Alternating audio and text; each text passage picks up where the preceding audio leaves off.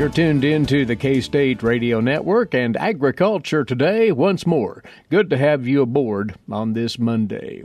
Agricultural commodities in general, but in our case right here, the cattle market in specific, is still in a bit of angst over what's going on the international trade front, especially with all the rancor over the Chinese tariffs and what they might mean to production agriculture in this country. Derrell Peel is along with us once again. He is a livestock economist out of Oklahoma State University. Before talking the trade dilemmas that are out there, Derrell, last week the markets really had a rough go of it, and it is tied back to the trade concerns in part anyway.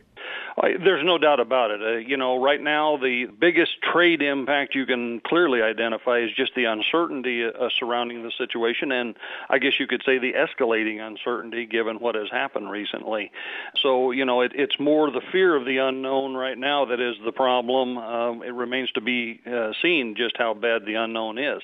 And when you add that to, the fact that we're at a time of year seasonally for fed cattle markets and for these lightweight calves in particular, when we kind of expect a seasonal peak, the combination of those things is clearly putting some pressure on these markets. When you look fundamentally at supply and demand here in the U.S.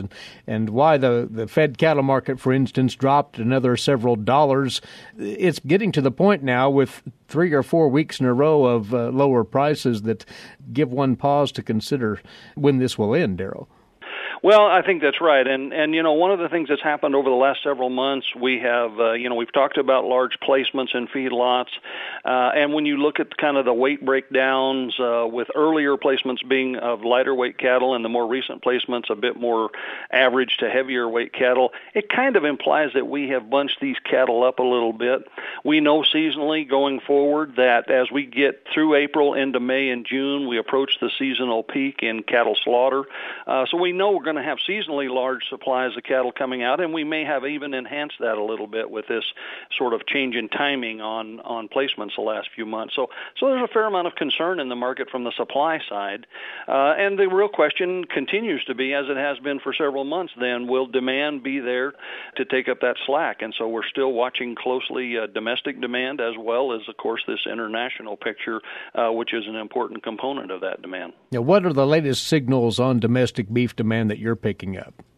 Well, if you look at the last, for example, retail price numbers that we had, they're still very strong. I look at one of the things I look at is retail beef prices relative to retail pork and poultry prices, and those have remained quite strong. Now, they're always a little bit delayed. We're looking a month behind.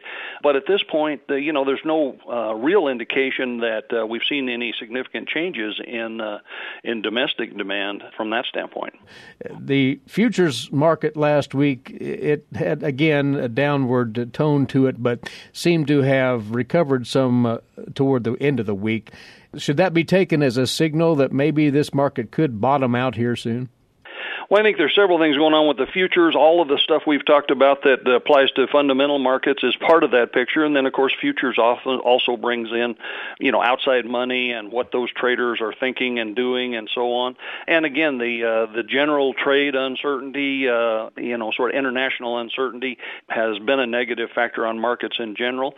Cattle markets, both live and feeder cattle markets for several months have enjoyed a very long, strong push from the long side with outside money, and some of that money is just moving out a little bit, so that contributed to weakness in the face of some of these concerns we've talked about. So that said, there's a pretty good argument that we probably went too far. That often happens, particularly in futures markets, and so we may see some stabilization of these prices and pull back a little bit to a more stable but somewhat lower level than we were just 4 or 5 weeks ago. Well, we do have a new report on beef trade, which was posted late last week. If you look at those numbers, these cover the month of February. They're encouraging, which is a nice breath of fresh air given all the discussion that's been going on of late, Derrell. That's exactly right, and clearly when you look at the data we actually have, which is looking backwards, it's a case of so far so good. It really does look pretty good. If you look not only at beef, which for the month of February, total beef exports were up right at 10%. For the first 2 months of the year, we're up 12.6%, and enjoying pretty good strength. Now we're a tiny bit weaker in Japan, which is our largest export market, a little bit weaker in Canada as well, but up significantly in most other markets. Not only in terms of beef exports, but if you look at pork, was up 9% in February and is up nearly 8% for the year. Now, the weakest one of all of these is the broiler exports. Broilers were up 1.2% in February and are just about even for the first 2 months of the year compared to a year ago. And that's important to all meat markets, including beef markets, because we know we're looking at record total meat production in the U.S. this year. So what happens in broiler and pork markets, as well as what happens directly in beef markets, are all going to be important to the way things play out as we go forward. When one looks at the report, one of the real eye-catchers is that exports to South Korea were extremely strong in the month of February. So we continued to curry that market with some success. That's correct. The exports to South Korea were very strong, and it has been a consistently strong market for us over the last several years. The other market that jumped sharply in February was Hong Kong. And, of course, Hong Kong's been a bit more volatile. We know that in the past, some of that meat exports to Hong Kong was really being transshipped into China. And that raises the question again of the beef market in China. It's a fledgling market, and when you look at the official numbers, in fact, it actually was a little smaller in February. Out of our total exports, direct exports measured into mainland China were 0.5% of our total exports. That said, we do know that some of the meat that goes through Hong Kong and Vietnam do wind up in China, and both of those markets are still pretty strong. But when we step back and look at what has happened here in the last week or so with punch and counterpunch between the U.S. and China, tariffs have been proposed on both sides, and the Chinese targeting agricultural commodities, soybeans, hogs for sure in the earliest go-round. Beef is included as well. So, again, a market that is just getting its feet under it and starting to move forward, and all of a sudden this happens. What do you see as the likely impact of all of this going forward, Derrell? Well, again, of course, none of it is in place yet. It's proposed. It's threats, if you will, of a trade war. It's not really fair to say that we are in a trade war yet because none of this stuff has been implemented, or the vast majority of it has not been implemented at this point. And so, one hopes that leads to political discussions and some sort of resolution. But the uncertainty in the short run is a negative factor. Should this turn into a full-blown trade war, it could be very devastating, even though for the beef industry, again, China represents a very, very tiny market for us right now. But the indirect impacts on the beef industry, should we seriously disrupt pork exports or other agricultural markets, could be very significant for the beef industry. Again, it's all pending, as you say. What, if anything, should the cattle sector be doing at this point other than monitoring? Is there any posture that the industry can take to help the situation along? Well, I think, in terms of individual producers, you have to be on a little bit more of a defensive mode right now than maybe you were just a few short weeks ago. We don't know what's going to happen. We don't know how bad it's going to be, or even if it's going to be that bad. But I think you have to be prepared for that as much as possible. In the end, it's all external factors. There's only a limited amount you can do to get prepared. But I guess I would say one of the things is that we're likely to continue to see more short-run volatility in markets. Some of that may last longer term as well, but to the extent that producers can sort of be light on their feet, rather nimble in terms of their ability to make short-run adjustments, so that short-run flexibility in production can be a valuable asset on a week-to-week basis, even if we can't really do much about the longer-term picture that's out there. To some extent, it's just going to be a matter of sort of hunkering down and weathering the storm. Yeah. Well, then, with all of this bubbling in regard to our trade situation with China, how do you see the markets responding this week after the clear bearishness that was in place last week? Well, again, I think if you start with a seasonal standpoint, you would sort of expect that we're going to continue to see a little weakness in these fed cattle markets. And when you look at the way the futures have weakened and the way that changes the picture, then that doesn't give you a lot of hope for much in the way of strength in the heavier feeder cattle market. The lightweight calves, again, seasonally are probably past their peak and would be expected to be under some pressure. So seasonally, we've got some issues here, certainly going forward.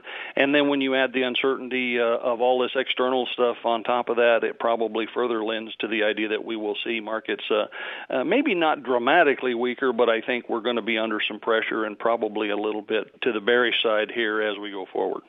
Challenging times to work through for our beef cattle producers and many others in the agricultural sector as this continues to unfold. And Derrell, we always appreciate your input. Thanks for joining us once more. You're very welcome. Derrell Peel is a livestock economist at Oklahoma State University, and with those thoughts on the cattle trading trends for us on this Agriculture Today. For 25 years, K-State Research and Extension's Kansas Agricultural Mediation Services has been providing a no-cost, confidential place to call in and visit with an agricultural lawyer. Our experts are available to help you producers handle legal and financial issues. Explore your options and generate solutions. Call us at 800-321-3276 or visit us online. Kansas Agricultural Mediation Services.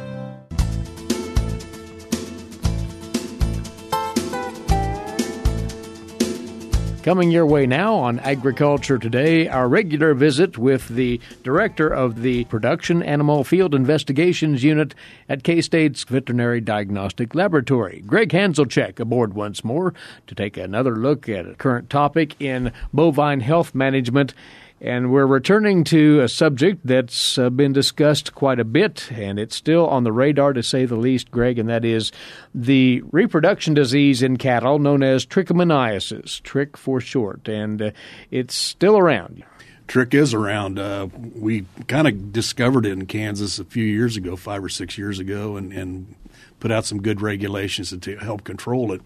And over the years, the number of new herds that became infected actually went down. And a couple of years ago, 2016, there were only 2 herds that were actually found to be positive in Kansas. And so people started thinking that, well, we've got this disease licked and we really probably don't have to concentrate so much on it. But unfortunately, in 2017, we had 10 positive herds.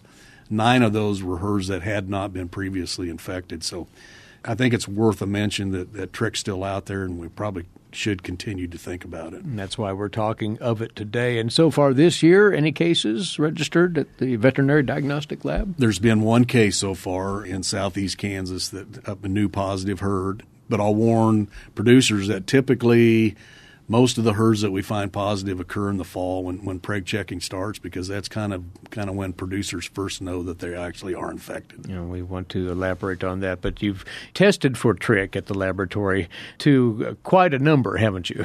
We did. About 13,000 trich tests, and of course regulations are that any bull over 18 months of age before it changes hands has to have a test. So we did about 13,000 Kansas beef bulls, and we found 0.15% of those were positive. So a small percentage, but for those herds that are infected, it's a huge economic loss. And you say, Gregg, before we talk about the nature of the disease, that it's not just a condition that afflicts the older bulls you found upon testing. That's a great point. Yes, when producers are found to be positive, then they're required to take a survey or answer some questions. So we know what age of bulls, and we know some other things about the herds. And we have found bulls anywhere from 2 to 7 years of age in these last 10 herds that were positive. And that goes against a lot of the thinking that it's only the older bulls that are carriers. So just want to remind producers, one of the reasons why the regulations say 18-month age bulls is because those bulls can be carriers also. Well, about trich then, and in that it causes reproduction failures, what are the particulars of the disease itself? Well, it is a reproductive disease, and the only way that it can be spread is through the reproductive act. So we either have a positive bull that breeds a negative a cow, or we can have a positive cow that when a negative bull breeds, we can spread it that way. But it can't be spread through blood, through aerosols, saliva. It has to be during the breeding act. And it will manifest itself to the point where it'll interfere with the development of that fetus? That's exactly right. It really doesn't have any effect on the fertility. So these cows and heifers, they will conceive, but typically they're going to lose that fetus between that 50 to 70 days of gestation when it's really small, probably about the size of, actually smaller than a mouse. And that comes back to when the first signs of a potential trich problem are evident, and that's at preg checking time, you say. Absolutely, because when that fetus is lost, the producer is not going to notice. It's not going to be like an aborted calf. Typically, when they find out that they're positive for herds that preg check, they're going to have the veterinarian come in. The veterinarian is going to find a bunch of open cows, and then a few that actually bred later in the season, in the breeding season. Herds that don't preg check, those are the ones that really take the hit, is that they don't understand or realize that they're positive until they start calving. And example is my calving season should start about March 15th. I get to March 30th. I really don't have any or very, very few calves on the ground. And now I have them checked, and I realize that I have trichomoniasis. There, according to what you shared earlier, is a possibility that some females can develop an immunity to trich upon contacting it initially. What's the story there? That's true that at least a lot of the females, they will conceive, they'll lose the fetus at 50 to 70 days, and then about 100 days later, they'll develop an immunity. So therefore, if they're rebred by a positive bull, they have the opportunity to maintain that pregnancy. That's why in herds that are positive, we will see some animals that are bred late in the season. They may have been ones that lost their calf and developed immunity. But that immunity is not permanent by any stretch. No, and that's the downside, is that the immunity only lasts about 2 to 6 months. So if we have a female in a spring calving herd and she develops an immunity to trich, and then she's kicked over in the fall herd or carried over the next year, and she's put in with a bull that's positive, she's probably not going to be protected against the infection, and she's going to go through that fetal loss again. Well, then, is there a preventative against trichomoniasis, a vaccine protocol that works? Well, there's a vaccine, and most of the research out there shows that it might improve the pregnancy rate in positive herds. Certainly, producers should ask their veterinarian if they should be using the trich vaccine. I think for most veterinarians, it's not going to be suggested unless that herd is positive or has a high risk of being positive. And there is no direct treatment for the condition either, you say? There is no treatment. The only treatment is when a positive bull is found, that animal, according to regs, and a good thing to do is that those animals need to go to slaughter. Speaking of regs, we wanted to include a brief word on those in our discussion today. Those have been upgraded, so to say, in recent years, and producers need to be aware of those stipulations. Yeah, there's been a few changes, and they've been good changes to help control this disease. One is that herds that are found positive, they're going to be quarantined, meaning no animals can move out of that particular facility until they've proven that the herd is actually free from trich, and there's a lot of nuances to that the state veterinarian can help producers with. Some of the other parts of the new regs are if a producer becomes positive, then they have 14 days to notify all their neighbors who could have been at risk by pasturing next to them that they're possibly infected also. So that really helps stop the spread, because that allows those neighbors to start looking or thinking about trich earlier than they probably would have. In terms of bull marketing in particular here, the testing requirements that are still in play, folks need to be reminded of those. Absolutely. So any bull 18 months of age in the state of Kansas that changes hands for barter, leasing, selling, they have to have a negative trich test completed within 60 days of changing hands. One of the cool things about the regs is that there's an opportunity for producers who can show to the state veterinarian that they have a really good trich prevention program, and they can get the 18-month actually deferred to 24 months. So they don't have to test bulls until they get to 2 years of age for trich, and we need to keep that going. And once more, testing requirements as bulls would move through a public auction barn. There are requirements there as well. Absolutely, and it's probably one of the areas that we fear or think about the most, but by law, any bull that goes to the sale barn, in order for that bull to go back into the country, meaning not going to slaughter or not going to feeding, that bull has to arrive at the sale barn with a trich test already proven, already shown to be negative, and that trich test has to have been done within the previous 60 days. Those bulls can't be tested at the sale barn. They can't be quarantined at the sale barn. And then tested, they have to be tested before they arrive. So you mentioned a prevention program. In addition to what vaccines are available, what else can one do in a prevention sense against trich?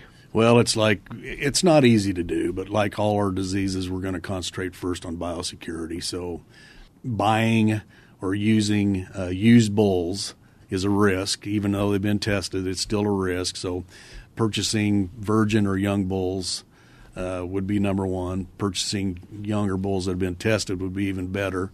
Purchasing bulls from herds that you know or have a good idea that they're not trich infested is another good way to prevent it. You know, people talk about we need good fences to stop the spread. I've seen a lot of good fences torn down by bulls and cows.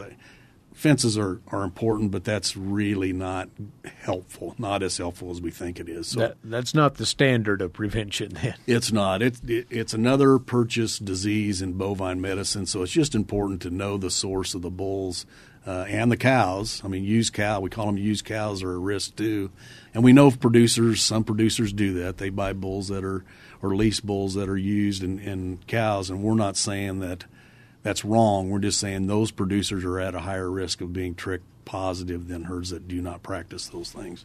What we really want to leave producers with today is the advice that they remain vigilant against this disease. Although it sort of faded from view a couple of years ago, it's back, and it needs to be contended with. Absolutely, and it's like a lot of our diseases. It'll probably wax and wane through time. There'll be years where it'll be a little high and it'll go low, but I don't think that we'll ever get to the point where we say that we're trich free. I think that's an impossibility. We just need to control it the best we can. Well, Gregg, these are valuable reminders in that respect. Thanks for coming over. As always, we'll have you back soon. Thank you.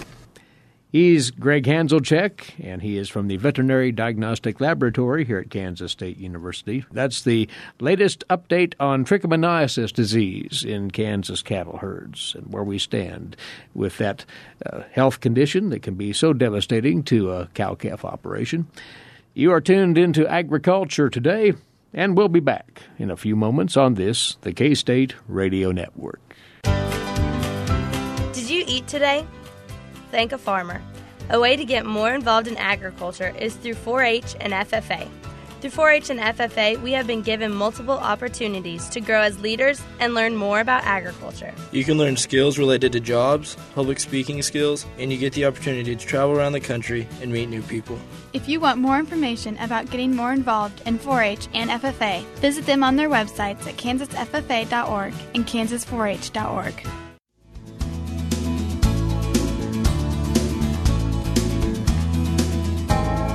This is Agriculture Today. I'm Jeff Wickman. 4-H Campference is being held June 26th through the 29th at Rock Springs 4-H Center. Southeast Area 4-H specialist Beth Hinshaw says participants ages 12 to 14 get to experience the feel of a conference while enjoying the camp activities that Rock Springs has to offer. Beth, it's a combination camp and conference, and they call it Campference, and it's coming up in June. But as you were telling me earlier, this is something that fills up quickly, and registration is already underway. Yes, it sure is, and we are just so fortunate that Campference has filled early before the deadline, probably the last 4 years. And I think that speaks a lot about the event itself. Years ago, we had young people who went to National 4-H Conference, and part of that, they dreamed about, let's do something that's a transitional type event for young people where they're aged out of the county camp program or, on the tail end of that, and they may not feel comfortable, going to some of our bigger events like Discovery Days. And so it truly is that combination, and it is geared at those 12 to 14-year-olds. And why is this age group important? What will they learn from this that they can use farther down the road? Well, there's all kinds of things. They're going to get all the fun of camp at the Rock Springs 4-H Center, which, we know that is just a fantastic opportunity. But then in addition to that, there are a number of workshops that will happen that will focus on leadership and other subjects as well.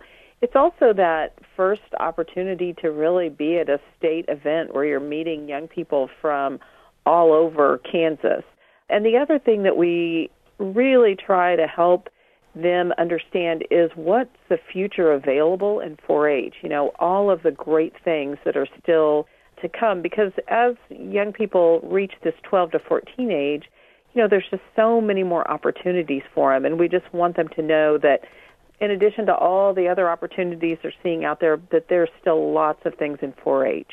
And as their interests change as they grow, then they also understand that there are ways that they can follow those through 4-H. Exactly, and that is a big part of the program, is letting them really see what their path forward could be in 4-H and all the different opportunities that they can have. This is a 3-day event, so I imagine you are covering a lot of material. Kind of give me a little information on how the days are set up. Okay, because we're at a camp, we do 2 or 3 camp activities a day, and then we would do a couple of leadership workshops a day. Then we're also going to have the opportunity to swim. We'll, do flag raising and flag lowering. We'll have some speakers come in, sometimes from K-State. We typically have a 4-H alumni come in also to help them understand what a difference 4-H made in their life. So this gives them an opportunity to hear from people who have been through this program? Definitely. Many of our counselors who are youth council members were Campference alumni at one time, and then same way with our speakers who come in, they often were, or they were counselors there as well. There's also things that they can bring with them, like if they have a talent, we have a really awesome talent show every year, and so they're able to, show off whatever that talent is one evening during Campference as well. I like the idea of the fact that there is some fun along with the learning, because kids actually learn better, I think, through things that are fun. Most definitely. And as you know, the things that we do at the Rock Springs activities are all those hands-on experiential kinds of things, and that's how we try to focus all of the workshops that they do as well. The workshops are put on by the Youth Council, and they focus around a theme. And the theme this year is leadership is timeless. And so I think that'll be really exciting to think about, leaders long ago and leaders now. The focus is on leadership. So how does this all come together, I guess? The Kansas 4-H Youth Leadership Council is the group that is actually putting this event together. And so they've had a planning committee. They've been working since really November on that and really started putting all the pieces together in January and March. And they figure out what it is that they want to focus on leadership-wise. Like, what lessons do you really want to teach this year? Each year with our Kansas Youth Leadership Council, we actually do some kind of a book with them that we study some aspects of leadership. Also at our area leadership forums in January this year, one of the things that the young people received was a book by Jim Kane called Find Something to Do, and it's got all kinds of leadership activities in it, and so they'll be using that as well. And what we want these young people to be able to do is to learn these things at Campference and then take them home and use them in their 4-H club, use them in their school, use them in their church, use those skills, those leadership skills, all the places that they have the opportunity to. A lot of these 4-Hers then go back to their local clubs and maybe seek some leadership positions? Oh, most definitely. Sometimes they come and they're already a leader, in their club or an officer, but, obviously they all have leadership opportunities, whether they're an officer or not. And we just want them to get comfortable with some skills that they can take back and use anywhere. And these leadership skills help beyond just being a leader. They help with their presentations. They help with other projects that they'll work on. Definitely. Communication is a cornerstone of 4-H. And so, a lot of being a good leader is being able to communicate with other people. And so we'll be working on that during Campference as well. Give me a little bit of information in regard to the registration process, because I know you want people to jump on that quickly. Yes, most definitely. If you go to our Kansas 4-H website, kansas4h.org, we actually have a Register Here button. And if you click on that, there you will see Campference and you can register there. Now, our stated deadline for Campference is May the 15th, but as I mentioned, in the past few years, we have filled up earlier than that. So if Campference is something you think your young person is interested in, it really would behoove you to go ahead and get registered as soon as possible so you're sure you get a spot. Is there a cost associated? There is. It's $280, and that includes their conference T-shirt, their water bottle, lodging at Rock Springs, meals, insurance, program fees, and the dates for Campference are June 26 through 29, and a number of local units or even 4-H clubs have scholarships available for kids to go to camp or other activities, and so I would also encourage people to start looking for those opportunities as well. That's Southeast Area 4-H Specialist Beth Hinshaw. Again, for more information, go to kansas4h.org and click on the Register Here button. For Eric Atkinson, I'm Jeff Wickman. Thanks for joining us on Agriculture Today over the K-State Radio Network.